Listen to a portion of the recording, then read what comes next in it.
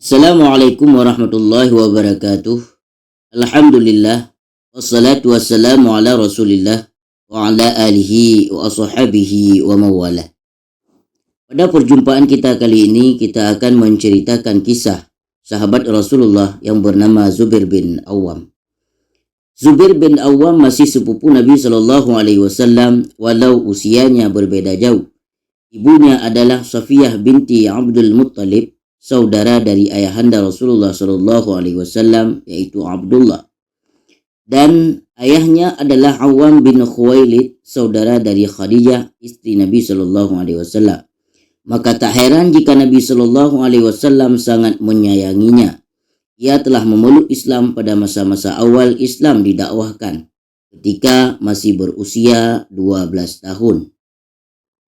Karena itu, ia termasuk dalam kelompok sahabat as-sabiqun al-awwalun yang memperoleh pujian langsung dari Allah dalam Al-Quran. Ia juga salah satu dari 10 sahabat yang dijamin masuk surga ketika hidupnya. Tidak lama setelah memeluk Islam, ia mendengar berita bahwa penduduk Mekah telah membunuh Nabi SAW. Dengan marah ia menghunus pedangnya dan mencari tahu siapa yang membunuh beliau. Tetapi kemudian ia bertemu dengan Nabi SAW yang segar bugar saja, sementara pedangnya masih terhunus. Beliau bertanya, "Apa yang terjadi denganmu, wahai Zubair?" "Aku mendengar bahwa Tuhan telah dibunuh," kata Zubair. "Lalu apa yang akan kamu lakukan?" tanya Nabi SAW kepadanya. "Aku akan memancung kepala yang membunuh Tuhan." Nabi SAW tersenyum melihat sikap dan semangatnya. Beliau mendoakan dia dan juga pedangnya, kemudian menyuruhnya pulang. Itulah pedang yang pertama kali dihunuskan demi untuk membela Islam. Peristiwa itu merupakan gambaran awal bagaimana sikap Zubair bin Awam terhadap Nabi SAW dan Islam. Maka tak heran jika kemudian ia tak pernah absen dalam semua pertempuran bersama Nabi SAW dan setelah beliau wafat. Jiwa dan semangat hidupnya dihabiskan untuk mengabdi pada perjuangan menegakkan panji-panji Islam. Sebagaimana para sahabat dan pada masa awal, keislamannya membawa kepada penyiksaan dari kaum Quraisy, walau sebenarnya ia dari keluarga terhormat dan sangat disegani. Pamannya sendiri, Naufal bin Khuwailid yang dikenal dengan nama Singa Quraisy, pernah menggulung dengan tikar dan menggantungnya terbalik dalam keadaan terikat, dan di bawahnya ada api sehingga asapnya menyesakkan dadanya. Berbagai siksaan ditimpakan oleh kaum kerabatnya sendiri, tetapi semua itu tidak mampu mengembalikannya ke agama jahiliyahnya. Karena makin kerasnya tekanan dan siksaan yang ditimpakan kaum kafir Quraisy pada orang-orang yang memeluk Islam, Nabi SAW mengizinkan mereka untuk berhijrah ke Habasyah, dan Zubair termasuk di antaranya. Raja Habasyah, Najasyi, memberikan perlindungan kepada para muhajirin ini dan memberikan kebebasan untuk melaksanakan ibadahnya sendiri. Hal itu menimbulkan sekelompok orang melakukan pemberontakan, tidak setuju dengan sikap Najasyi tersebut. Sempat terjadi pertempuran yang dalam pertempuran tersebut Zubair ikut berperan serta sebagai mata-mata untuk kepentingan Najasyi dan kaum muhajirin lainnya. Jika ternyata Najasyi kalah, ia harus segera memberitahukan agar kaum muslimin bisa segera meninggalkan bumi Habasyah. Tetapi Allah menghendaki kemenangan ada di pihak Najasyi, sehingga kaum muslimin dengan tenang tinggal di negeri Nasrani tersebut. Walau hidup dalam keadaan damai dan tenang melaksanakan ibadah, tetapi hati Zubair selalu gelisah sejak ia memeluk Islam. Hatinya seolah-olah terikat dengan Rasulullah SAW. Ada kerinduan menggejolak untuk selalu bersama beliau, walau ada juga kekhawatiran. Karena itu, begitu mendengar keislaman Hamzah dan Umar bin Khattab yang membuat posisi kaum muslimin lebih kuat, ia segera kembali ke Mekah untuk bisa selalu bertemu dan melihat Rasulullah. Kapan saja kerinduannya itu datang. Zubair juga dikenal sebagai penunggang kuda yang handal. Dialah salah satu dari hanya 2 penunggang kuda pasukan muslim pada perang Badar, dan ia diserahi Nabi memimpin sisi kanan. Satu lagi adalah Miqdad bin Aswad diserahi untuk memimpin sisi kiri. Dengan pedang yang pernah didoakan oleh Nabi Shallallahu Alaihi Wasallam, jiwa kepahlawanannya jadi makin menonjol. Dalam perang Badar tersebut, ia mampu membunuh jagoan-jagoan Quraisy yang jadi andalan, seperti Naufal bin Khuwailid, si singa Quraisy yang masih pamannya sendiri, Ubaidah bin Sa'id, Ibnul As bin Umayyah, dan lain-lainnya. Pada awal perang Uhud, Nabi Shallallahu Alaihi Wasallam mengangkat sebuah pedang dan berkata, "Siapa yang mau mengambil pedang ini dengan memberikan haknya?" Beberapa sahabat yang berkumpul tidak segera memberikan kesanggupan. Maka Zubair bin Awam segera menyahutnya, "Saya, wahai Rasulullah." Tetapi Nabi Shallallahu Alaihi Wasallam hanya memandangnya sekilas, kemudian mengulangnya hingga 3 kali, dan hanya Zubair yang dengan segera menyanggupinya. Namun demikian, beliau tidak menyerahkan pedang tersebut kepadanya. Ketika Abu Dujanah yang menyanggupinya, beliau langsung menyerahkannya. Ini bukan berarti Nabi Shallallahu Alaihi Wasallam tidak mempercayainya, tetapi Zubair telah memiliki pedang yang pernah didoakan Nabi Shallallahu Alaihi Wasallam, sehingga ia tidak memerlukan pedang lainnya. Biarlah pedang tersebut dipegang dan dimiliki sahabat lain untuk mengukirkan kepahlawanannya kepada Islam.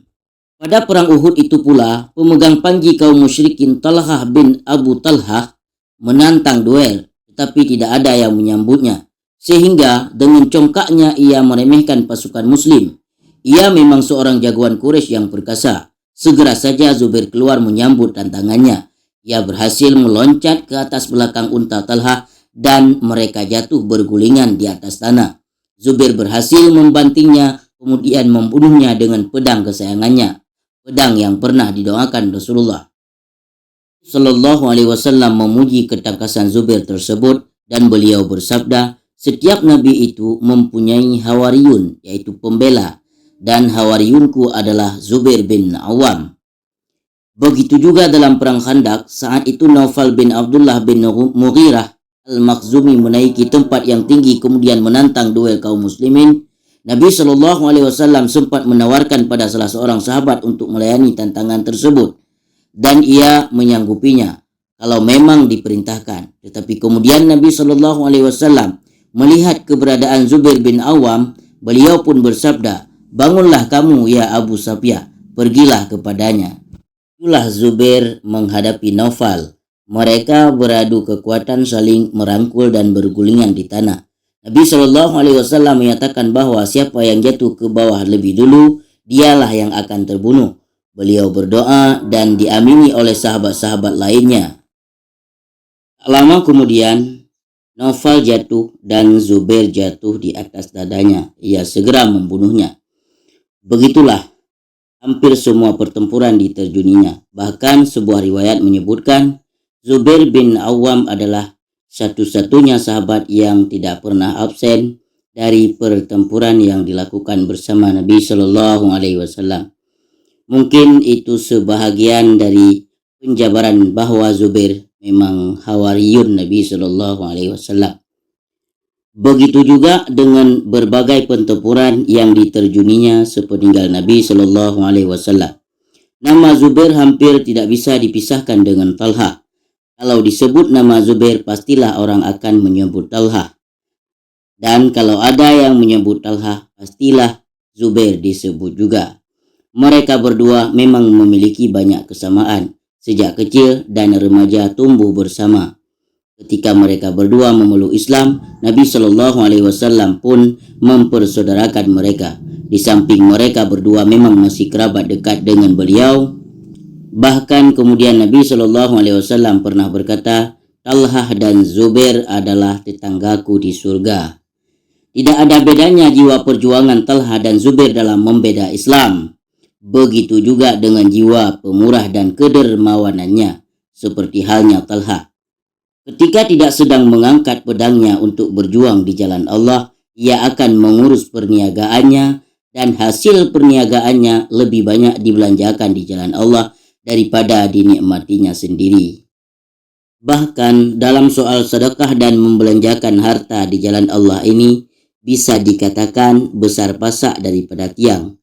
Ia tidak segan untuk berhutang demi memuaskan jiwa pemurah dan dermawanannya. Tapi ia selalu mencatat dengan rapi hutang-hutangnya tersebut dan mewasiatkan kepada anaknya Abdullah bin Zubair untuk membayar hutangnya jika sewaktu-waktu ia meninggal. Sambil ia berpesan, bila nanti engkau tidak mampu membayar hutang-hutang tersebut, minta tolonglah kepada induk semang Maulana kita. Lalu Abdullah bin Zubair bertanya kepada ayahnya, induk semang yang mana wahai bapakku? Ayahnya menjawab, induk semang dan penolong kita yang utama, yaitu Allah Subhanahu wa Ta'ala. Maka setiap kali Ibnu Zubair mengalami kesulitan dan membayar hutang bapaknya, ia selalu berdoa, wahai induk semangnya Zubair, tolonglah aku melunasi hutangnya. Tidak lama setelah itu, selalu ada jalan keluar bagi Ibnu Zubair untuk melunasi hutang-hutang ayahnya. Seperti telah ditakdirkan untuk bersama-sama, kedua orang bersahabat itu, Zubair dan Talhah ini pun menjemput syahidnya bersama, yakni dalam perang Jamal di masa Khalifah Ali bin Abi Thalib. Hanya saja dalam perang saudara tersebut, ia bersama Talhah dan Ubaidillah dan Ummul Mukminin Aisyah memimpin pasukan dari Basrah untuk melakukan perlawanan kepada Ali bin Abi Thalib dengan dalih menuntut balas kematian Utsman. Padahal beberapa waktu sebelumnya mereka ikut membaiat Ali sebagai khalifah. Inilah memang dahsyatnya bahaya fitnah, sehingga orang-orang terpilih di masa Rasulullah SAW saling berperang satu sama lainnya. Ada perbedaan pendapat tentang syahidnya Zubair. Satu riwayat menyebutkan ketika pertempuran mulai berlangsung dan dari kedua pihak berjatuhan korban tewas, Ali menangis dan menghentikan pertempuran, padahal saat itu posisinya dalam keadaan menang. Sayyidina Ali meminta kehadiran Talhah dan Zubair untuk melakukan islah. Ali mengingatkan Talhah dan Zubair berbagai hal ketika bersama Rasulullah SAW, termasuk ramalan-ramalan beliau tentang mereka bertiga. Talhah dan Zubair menangis mendengar penjabaran Ali dan seolah diingatkan akan masa-masa indah bersama Rasulullah SAW. Apalagi saat itu mereka melihat Ammar bin Yasir ikut bergabung dalam pasukan Sayyidina Ali. Masih jelas terngiang sabda Nabi SAW ketika kerja bakti membangun Masjid Nabawi. Aduhai Ibnu Sumayyah, yaitu Ammar bin Yasir, ia akan terbunuh oleh kaum pendurhaka. Zubair dan Talhah memutuskan menghentikan pertempuran dan ia menyarungkan senjatanya. Kemudian berbalik menemui pasukannya. Tetapi ada anggota pasukan yang tidak puas dengan keputusan ini dan mereka memanah keduanya hingga meninggal. Sebagian riwayat menyebutkan pembunuhnya adalah dari pasukan Sayyidina Ali. Riwayat yang lain menyatakan dari pasukan Basrah itu sendiri. Sedangkan riwayat yang menyebutkan adalah pertempuran berlangsung seru dan pasukan Basrah dikalahkan oleh pasukan Ali. Talhah dan Zubair bin Awam gugur menemui syahidnya. Sedangkan Ummul Mukminin Aisyah dikirimkan lagi ke Madinah dengan pengawalan saudaranya Muhammad bin Abu Bakar yang ada di pihak Ali. Zubair meninggal dalam usia 64 tahun dan jenazahnya dimakamkan di suatu tempat yang disebutkan Wadi Siba, sekitar 7,5 km dari kota Basrah di Irak sekarang ini. Usai pertempuran, ketika Ali sedang beristirahat, datanglah salah seorang prajuritnya dan berkata, Amru bin Jurmus At-Tamimi, pembunuh Zubair bin Awam, menunggu di luar, minta izin untuk menghadapi. Sayyidina Ali mengizinkannya. Amru masuk dengan pongahnya. Ia mengira akan memperoleh pujian dan penghargaan karena telah membunuh seorang yang memusuhi Khalifah Ali. Tetapi begitu bertatap muka, Ali membentaknya dengan keras dan berkata, apakah pedang yang kamu bawa itu pedang Zubair? Dengan gemetar ketakutan ia berkata, benar, ini pedang Zubair. Saya merampasnya setelah saya membunuhnya. Ali mengambil pedang tersebut dari tangannya dan menggenggamnya penuh perasaan dan khusyuk diciumnya. Pedang yang pernah ditoakan Nabi SAW tersebut penuh rindu dan haru hingga air mata membasahi pipinya. Kemudian Sayyidina Ali berkata, pedang ini demi Allah adalah pedang yang selama ini digunakan pemiliknya untuk membebaskan Nabi SAW dari berbagai mara bahaya. Setelah itu Ali memandang Amru bin Jurmus dengan mata menyala, mengenai dirimu, wahai pembunuh Zubair, bergembiralah dengan masuk neraka atas apa yang kamu lakukan kepada putra Sofia ini. Amru berlalu dengan dongkol karena maksudnya tidak tercapai, sambil ia bergumam, aneh sekali tuan-tuan ini, telah kami bunuh musuh tuan, tapi tuan katakan saya akan masuk neraka. Inilah akhir daripada kisah Zubair bin Awam sebagai sahabat yang dijamin masuk surga oleh Rasulullah SAW di masa hidupnya. Maka dengan berakhirnya kisah Zubair bin Awam, terima kasih atas segala perhatian, mohon maaf atas segala kekurangan. Billahi taufik wal hidayah. Assalamualaikum warahmatullahi wabarakatuh.